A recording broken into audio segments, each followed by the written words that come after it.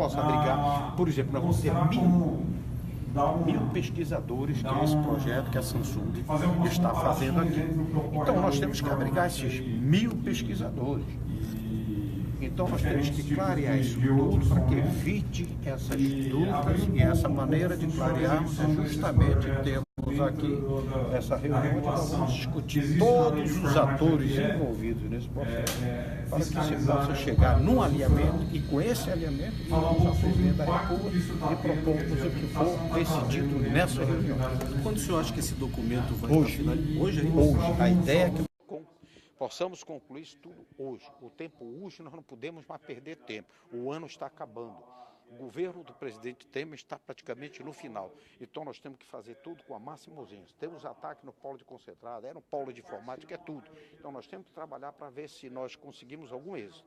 O caso do polo de concentrado é muito perigoso, porque aí todo mundo fala na saída do polo de concentrado. Não, mas não é isso não. O que nos afeta é a insegurança jurídica, que através de uma simples canetada a gente perde a nossa competitividade. Não adianta eu ter uma prorrogação de 50 anos se eu não vou ter mais essa competitividade dentro do modelo de desenvolvimento que é o nosso modelo, que é o modelo exitoso e que geramos renda e que contribuímos para o Caixa da União, porque poucos estados têm a contribuição que o estado do Amazonas tem. Então é isso que nós vamos trabalhar e vamos imediatamente concluir para que eu possa, na semana de 2 a 5, quando eu vou estar em Brasília, no Encontro Nacional da Indústria, promovido pela Confederação Nacional da Indústria, que o presidente Temer lá vai estar, e temos um encontro com o presidente Temer, fechado o setor produtivo, via CNI, via o meu presidente, Robson Andrade, temos essa conversa com o presidente Michel Temer. A indústria tem uma boa expectativa que esse quadro mude, pelo menos? Meu caro Patrick, essa pergunta é uma pergunta muito dificultosa, porque eu quero te dizer o seguinte: no caso do polo concentrado, o presidente chamou seus assessores da área da economia, do Ministério da Fazenda, e perguntou a eles qual é a alternativa que eu tenho para fazer face a esses benefícios que nós estamos dando para os caminhoneiros. Aí o senhor Rachid chega e me coloca logo o assunto do polo concentrado.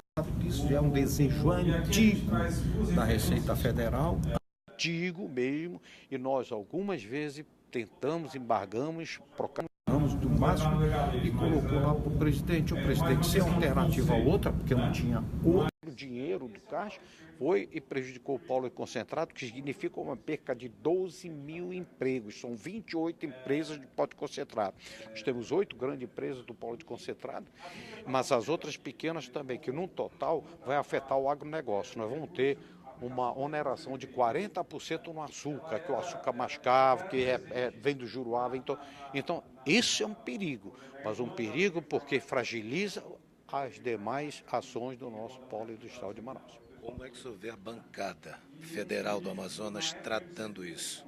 Frágil, desarticulada, como é que a indústria vê isso? A bancada esteve junta, está junta, nós tivemos todos os parlamentares engajados e envolvidos, principalmente nessa briga do polo de concentrado. Eu já visto que várias reuniões foram feitas lá com o senhor Rachid, várias reuniões foram feitas com o ministro Guardia, lá do Ministério da Fazenda. O deputado Paulo tem sido interlocutor muito grande desta casa, com o ministro, o Rachid principalmente, mas eu vejo com muito temor pelo fato de o presidente não ter uma outra alternativa para fazer face àquilo que ele prometeu para estancar aquela greve dos caminhoneiros. O polo de concentrado não pode pagar esta conta. Nós temos que rever e ver de que forma o presidente tente equacionar e verificar isso. Está muito dificultoso. É uma guerra que tem que envolver todos os parlamentares, não só a nossa bancada federal, mas todo o nosso Estado, os nossos deputados estaduais, os nossos vereadores. Nós temos que estar todos nós unindo a sociedade civil organizada como todo, para que a gente possa ter algum êxito no que diz respeito ao polo de concentrado. Agora temos esse caso do PD, temos o caso enfim, é ataques diários contra o nosso modelo, que reafirmo, é um modelo exitoso, que contribui para o Caixa da União, e mesmo assim nós somos olhados de forma diferente. Nós temos que se olhar de forma diferente no sentido de continuar com esses incentivos por conta dessa logística que nós temos. Que isso foi criado na época do regime militar para nos dar essa competitividade. porque nós temos um transit time de 20 a 22 dias. Qualquer insumo que você vá trazer do sul, do sudeste, nós temos 22 dias. O Suframar, que demora 48 horas, então isso é dificultoso, é dinheiro no bolso. Com a abertura da BR-319, 3 dias, todo e qualquer insumo oriundo do sul, do sudeste estaria em Manaus. Então você teria uma diminuição no custo do frete e teria mais competitividade no giro do dinheiro para que nós pudéssemos gerar mais emprego e isso traria renda para o nosso modelo. Então é muito preocupante a situação nossa. Presidente, sim, eu acho que para tranquilizar todos, está todo mundo querendo saber, as indústrias do polo de concentrados instaladas aqui em Manaus pretendem ficar ou querem se demandar do país? Isso ameaça a indústria brasileira ou eles devem ir para outras regiões do Brasil? Não, regiões do Brasil não, porque nós temos um benefício fiscal aqui que está dentro da Constituição e é um benefício da Zona Franca de Manaus, que é o incentivo do ICMS. É o único que é legal, que está dentro da Constituição. Os outros estados que estão dando o benefício do ICMS estão à revelia da lei. Então, nós estamos estudando dentro da reforma tributária, que é o tal da convalidação, convalidar obrigatoriamente. Então, esse estudo também, eu alerto aqui o polo de concentrado, que tem que ser examinado, ser feito com muita propriedade, para que não possa também incorrer nesses erros. Não é simplesmente sair do estado do Amazonas para ir, exemplificando, para o estado da Bahia. Não vai surtir efeito. Agora, capital não tem pátria. O capital, onde tiver um ganho através de incentivos, de benefícios fiscais, ele se muda. Não tenham dúvida disso. Poderá ocorrer sim. E com isso nós perderemos 12 mil empregos no total do polo, que são não só as fábricas de concentrado, mas o entorno, os componentistas, que somam em total de 12 mil empregos que fazem parte desse polo. Obrigado, presidente. Obrigado, presidente. Quer dizer, em outros domínios, vamos continuar acompanhando essa reunião que está acontecendo aqui na Federação das Indústrias do Estado do Amazonas. Um contrato de prestação de serviço, você emitir nota fiscal e eventualmente fazer retenção e recolhimento.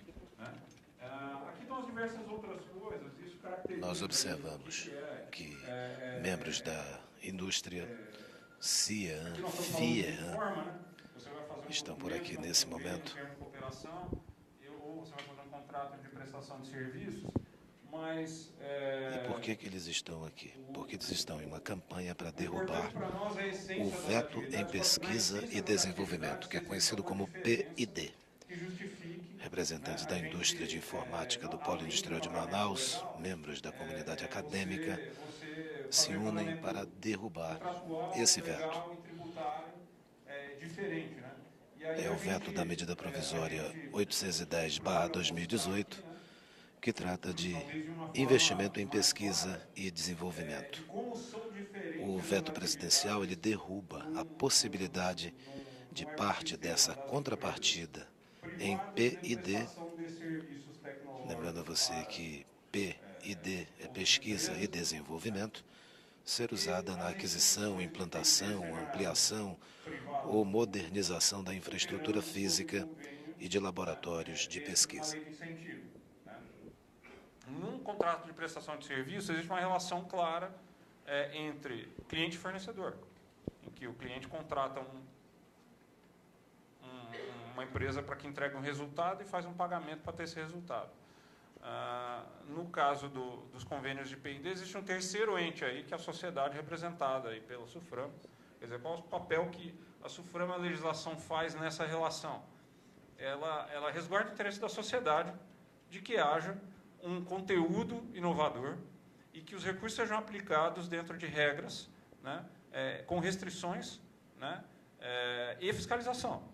Se você não aplicar esses recursos, cumprindo essas regras e cumprir de forma clara e objetiva, vai haver a glosa, você vai ter que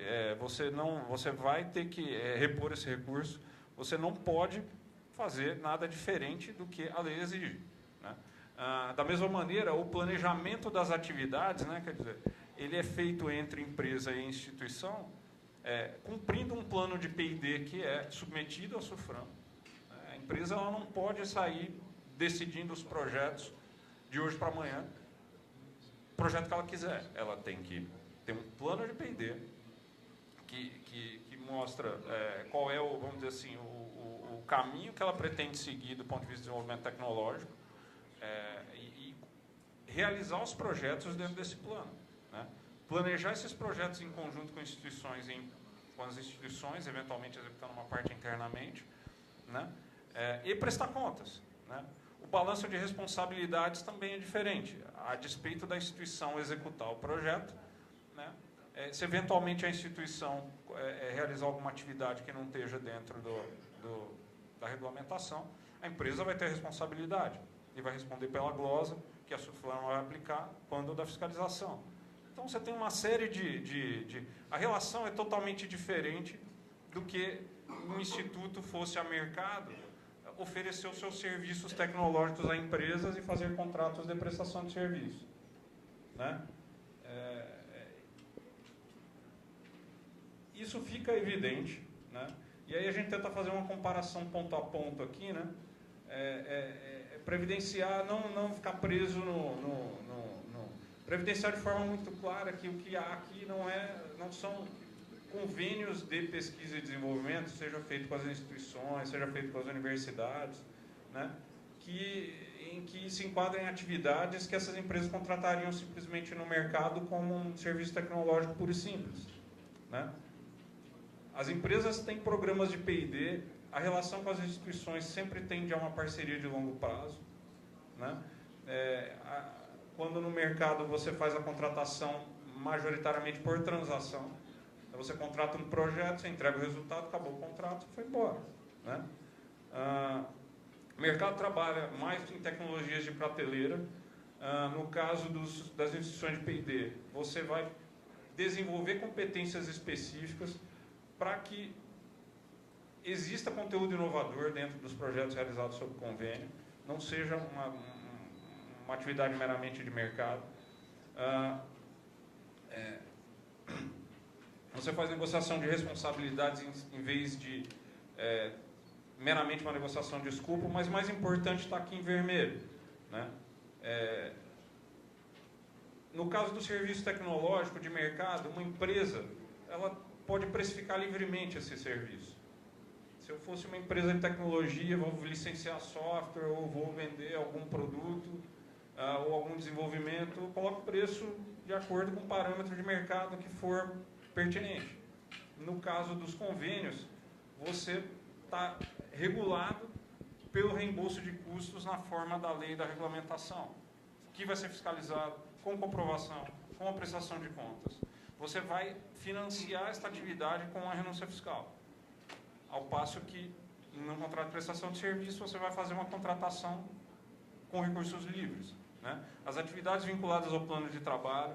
E é importante, do mesmo jeito que a empresa tem, e a empresa, a contratação, a venda de serviços, né, vai ser tributada, não só no ISSQN, como nos outros tributos, né? Em contrapartida, a empresa está livre para estruturar suas atividades de acordo com o que for mais competitivo comercialmente. Então, ela está livre para executar o projeto onde for mais conveniente, onde for mais competitivo do ponto de vista de conhecimento, tecnologia e custos, né? Quando um projeto de P&D sob a lei de incentivo tem uma série de restrições para isso. Você vai executar aqui dentro da Amazônia Ocidental, você vai realizar com os seus próprios funcionários, você tem limitação a terceirizar. Em prestação de serviços tecnológicos, hoje em dia, a cadeia de fornecimento do serviço é mundial, né? Você aloca os grupos, você pode ter a captação do projeto aqui e a execução, sei lá, na Índia, né? Ou em qualquer lugar do Brasil. Isso inclusive está disseminado nas empresas de tecnologia brasileiras. Quase todas elas têm fábricas de software em Mato Grosso, no interior de Santa Catarina, interior de São Paulo, pode ter aqui em Manaus.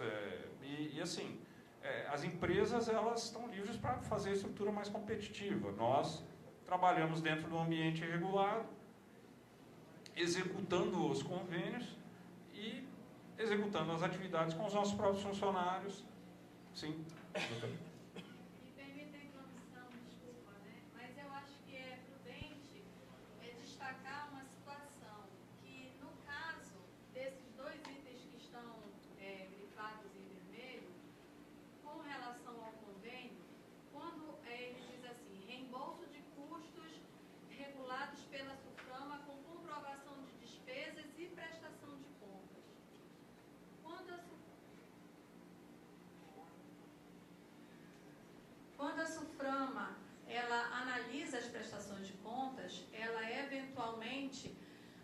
pode glosar alguns dispêndios. Quando esse ISSQN ele é tributado, o que acontece? Você tributa lá no início, quando você emite a nota fiscal, a retenção pela empresa do ISSQN. Em caso de glosa, a empresa tem que pagar para a SUFRAM e depositar no fundo. E aí eu pergunto, e aí fica esse questionamento para o final. A prefeitura, que já recebeu o ISSQN em cima do valor que foi emitido a nota fiscal, a prefeitura, qual seria o critério, entre aspas, se a gente considerasse isso uma prestação de serviço, qual seria o critério para a devolução desse dinheiro que foi retido lá na fonte, quando você foi emitir a nota fiscal? Então, o que acontece? Ao contrário da prestação de serviço em si, ele emite a nota fiscal, ele fatura, ele recebe, ele não presta contas. Se o sistema der problema, ele vai lá, presta assistência, manutenção, tem a garantia. Quanto ao P&D, isso não ocorre, porque tudo isso é regulado pela SUFRAMA. A SUFRAMA analisa e, em caso de glosa, os 5% que faz parte da renúncia fiscal é exatamente o mesmo percentual. Quer dizer, o governo federal, ele renuncia em favor do desenvolvimento da Amazônia 5% dessa tributação que ele teria direito, e aí vem, e esses 5% é recolhido em forma de ISSQN. Quer dizer, qual é, entre aspas, a vantagem? Nenhuma. A finalidade principal da lei de incentivo fiscal é o desenvolvimento. E assim deveria ser também o ISSQN. Porque você desenvolvendo, você gera mais emprego, você gera mais renda, a população em geral sai ganhando com isso tudo. Então, não é a questão exatamente do ISS agora, é a consequência do que isso pode trazer para a Amazônia e para todo o ecossistema tecnológico que, a duras penas, nós estamos tentando desenvolver na Amazônia. Muito obrigada, desculpa, Renata, mas é porque eu achei prudente pontuar esse detalhe, porque eu acho que isso é muito importante, a gente precisa fixar, né? Obrigada. Obrigado, eu que agradeço. E aí, por favor, fique à vontade aí, né? Interromper mais. Eu queria só fazer uma adenda no início que foi colocado. Quando esse recurso é revertido, por exemplo, para o fundo, não tem cobrança do ISS. Nós vamos chegar exatamente para esse ponto. Desculpa, vamos chegar nesse ponto. E aí o que acontece? Aqui uma comparação ponto a ponto para a gente não se ater a uma discussão em que a gente não cai na armadilha de trazer, de eventualmente estar escrevendo no papel para tentar evidenciar claramente que nós não estamos escrevendo no papel uma coisa e fazendo outra. Quer dizer, efetivamente, as atividades que estão sendo realizadas dentro dos convênios, em parceria com as empresas, têm uma natureza muito diferente do que os serviços tecnológicos são contratados em mercado.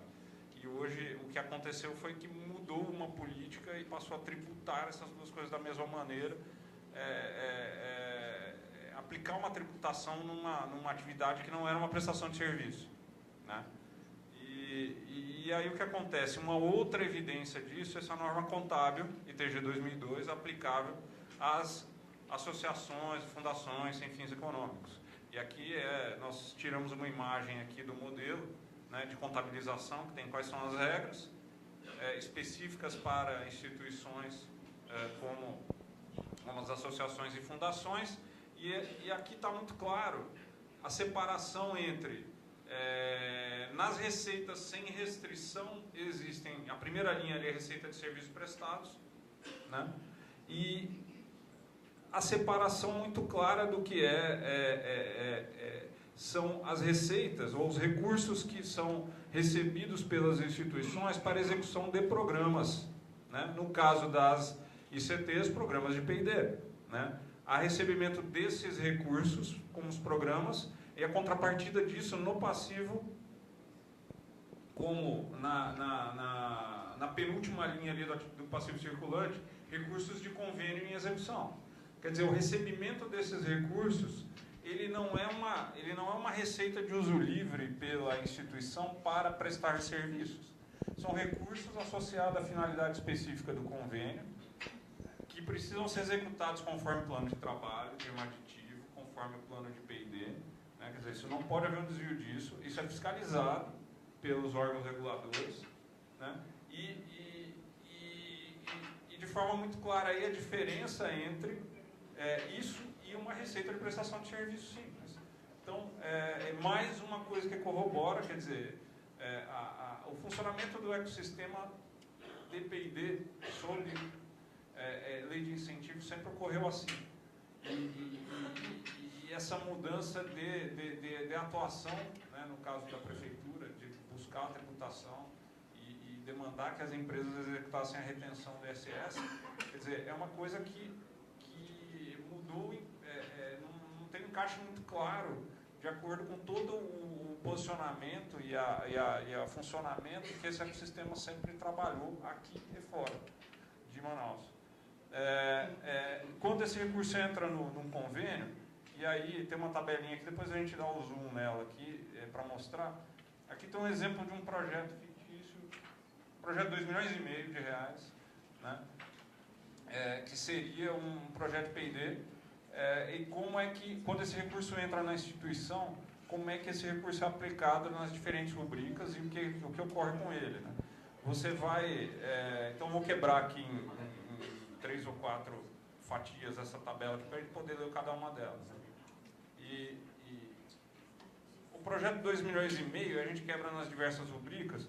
A gente vai ter na primeira coluna qual é a conta que a gente vai aplicar o recurso, ali o valor, e aí tem uma quebra de um projeto típico, assim, mas eles podem ter diversos balanços aí entre as diversas aplicações contábeis.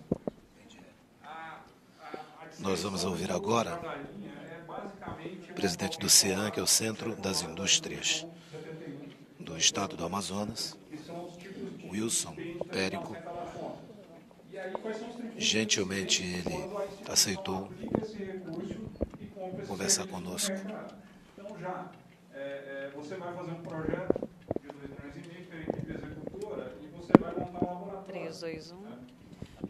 E aí você vai comprar equipamentos de laboratório, medições, vai comprar computadores para a equipe, eventualmente você pode fazer uma obra aí, você vai mover. E agora, já que os jornalistas estão posicionados, primeiro, como é que o Centro da Indústria... Ela vai alterar sua estrutura física o tempo todo, como os institutos de P&D fazem em parceria com as empresas, para fins específicos aí de montar laboratório. E aí você já contrata e você já, na contratação, exige recolhimento de todos esses tributos. Né? Às vezes, dependendo do projeto, essa linha de equipamentos é muito significativa. Pode ter equipamentos muito caros. Aí você vai ter um recebimento de um recurso. Em termos de renúncia por parte desse poder público para o benefício das indústrias. Se cobra tudo, se cobra alvará, se cobra IPTU, agora o ISS, em cima de uma atividade que é muito questionável, sim, a cobrança de ISS em cima do P&D, mas você não vê o cuidado da prefeitura para com aquele distrito. Então, isso se mistura. Então, o que nós estamos discutindo hoje é o conceito. Ninguém é contra pagar aquilo que devidamente é comprovado e é legal. O que nós estamos falando é que o princípio dessa cobrança está equivocado. A forma com que ela está sendo empregada, a cobrança de ISS em cima do valor todo da prestação de serviço, como foi citado, no caso de uma glosa, que esse dinheiro tem que ir para o fundo ou tem que ser reinvestido. Como é que é o posicionamento da prefeitura no retorno desse tributo? E outra, se você não tem benefício nenhum, se você não tem garantia, se você não tem vantagem, as empresas podem, por exemplo, optar por depositar esse dinheiro no fundo federal. E aí todos nós perdemos. Não vai ter problema de glosa, não vai ter, já que não tem vantagem nenhuma, não vai correr risco. Então, melhor depositar no fundo. Nós deixamos desenvolver competências dentro do pesquisa e desenvolvimento da nossa região e todos nós perdemos. Então, é uma busca de um entendimento para que todos nós saímos ganhando. Sobre essa união toda para derrubar esse veto à medida provisória, como é que o senhor vê essa união? Não, sabe que essa questão do veto, o que nós precisamos é de uma regulamentação. Precisamos ter definida com clareza a regra e a partir daí sim as empresas terem a tranquilidade, a garantia de que não correrão em nenhum ilícito, o que hoje está aberto. Então, essa proposta que nós estamos discutindo hoje, que foi apresentada, e o veto que o governo apresenta, traz à luz a possibilidade de nós discutirmos, debatermos e ter isso definido dentro de um decreto, dentro de uma determinação clara, a forma que as empresas, que o contribuinte vai poder utilizar os recursos do PID. Eu não vou aqui expressar o meu entendimento do que é melhor e do que é pior. O pior é não ter a clareza. Então, o que nós buscamos agora, e esse veto traz isso, a possibilidade de nós regulamentarmos de uma vez e deixar isso transparente e seguro para todos. Obrigado, presidente, por atender a gente. E a gente vai conversar agora com o deputado federal, Paulderney Avelino, que está aqui chegando também. Lembrando a você, seguidor, que daqui a pouquinho o deputado federal vai estar no estúdio do Atual, conversando esses e outros assuntos também. Deputado, a gente só está aguardando os demais jornalistas se organizarem também aí, para a gente começar tudo junto, mas agora sim pergunto ao senhor. Essa situação é mais um dos problemas que o polo industrial enfrenta. Como está a bancada federal nisso? Está coesa, está firme, está atabalhoada? Como é que o senhor vê isso? Olha, essa medida provisória 810, ela foi editada porque eu tive que convencer a Receita Federal, tive que convencer outros ministérios, a Casa Civil, de que ela era importante não só para o Amazonas, mas para o país. Muito bem, a medida provisória foi editada. Ela não trazia esse detalhe da utilização de recursos para aplicação nas instalações físicas dos laboratórios de pesquisas. Essa emenda é de minha autoria. Fui eu que apresentei no Congresso Nacional essa emenda. Ela foi aprovada, constou do texto do projeto de lei de conversão e, na hora de sancionar, o governo vetou. Acredito que a bancada esteja unida nisso, porque é importante que nós tenhamos uma posição em que as universidades, em que os centros de tecnologia, os institutos de pesquisa e a comunidade científica não fique desamparada nesse momento, porque essa medida provisória, essa lei é boa, mas nós precisamos dotar de condições de investimento também nas instalações físicas, porque não dá para fazer pesquisa debaixo do antapera, debaixo ou ao ar livre. É necessário proteger os equipamentos, é necessário proteger os pesquisadores e a minha emenda vai exatamente nessa linha. Eu já espero que a bancada esteja junta, unida, para que nós possamos derrubar esse veto. O decreto, por si só, a meu ver, não vai resolver. Regulamentando a lei, nós entendemos que se lá fora, no resto do Brasil, digamos assim, regido pela Lei 8387, pela Lei 8248, ele pode ser investido, a SUFRAMA aqui não entende, regido pela Lei 8387, não entende. Então, nós precisamos fazer isso, nós precisamos fazer com que tenhamos garantia e segurança jurídica, mais uma vez que a palavra mais da moda hoje no Brasil. E o que vocês vão fazer? Como é que vai ser a ação agora para isso? A ação é para derrubar o veto. Nós estamos aqui nessa reunião exatamente nesse sentido, mobilizando as entidades, mobilizando as universidades. Vamos fazer uma mobilização da comunidade científica no Brasil todo para que nós possamos ter garantido na lei um mandamento legal para o investimento de parte desses recursos nas instalações físicas dos institutos, das universidades, dos centros de pesquisa. Qual a justificativa do governo para o veto? Olha, a justificativa é que não havia na lei anterior e que era regulamentado por decreto. Nós entendemos que por decreto, pode-se ou não fazer. E aí também origina as glosas, porque muitas dessas glosas elas vêm exatamente por conta da utilização de recursos para as instalações físicas. Eu entendi que a gente precisava dar segurança jurídica para as empresas e coloquei na lei. E vamos fazer com que ela volte para a lei. Agora é tentar um desmonte ainda mais do que a gente tem de deficiência para se trabalhar pesquisa, desenvolvimento, que a gente tem um número de pesquisadores brasileiros que vão para o exterior por justamente falta de estrutura. Sem dúvida, nós temos os recursos, nós temos muito recurso aqui, em torno de 400, 500 milhões de reais por ano de P&D, gerado aqui no estado do Amazonas. No Brasil nós temos em torno de 1,5 bilhão, então são cerca de 2 bilhões de reais por ano de P&D. Recursos nós temos, nós precisamos universalizar esse recurso, fazer com que esses recursos sejam bem utilizados. E essa era uma forma. Nós já temos a parceria das empresas com a UEA, parceria das empresas com a UFAM, parceria de empresas com o Centro de Tecnologia, enfim, nós estamos lutando para que esses recursos tenham a destinação a que se destina, ou seja, são 5% do faturamento das empresas aqui no Amazonas e 4% do faturamento das empresas no Brasil. E isso aí é dinheiro que poderia estar sendo tributado. E esse não é tributo, esse é investimento. Deputado, vocês se sentem traídos que quando da permanência do Temer lá, a bancada em peso segurou a onda para o presidente. E de repente o presidente dá essa porrada no polo industrial de Manaus, vetando também isso, só mais uma porrada. Vocês se sentem traídos? Olha, para mim foram duas surpresas que nós tivemos. Nós vamos resolver os dois problemas.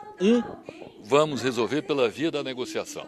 Ontem houve uma reunião entre o ministro da Fazenda, secretário da Receita Federal e equipe com as empresas do polo.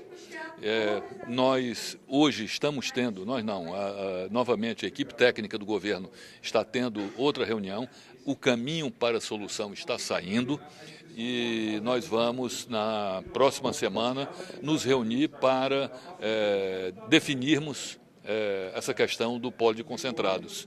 Essa questão aqui do veto do investimento de P&D em laboratórios, isso agora a gente resolve, não vai ser por decreto. Por mais que queiram resolver por decreto, não vamos resolver por decreto, vamos derrubar o veto. Está aí o deputado Alderney Avelino, que daqui a pouco vai conversar com a nossa equipe no estúdio do Atual, no próprio estúdio do Atual, e que você pode rever todos os vídeos feitos pela equipe do Atual, não só no Facebook, como também no YouTube, acessando amazonasatual.com.br/TV Atual, o site de maior credibilidade do Amazonas.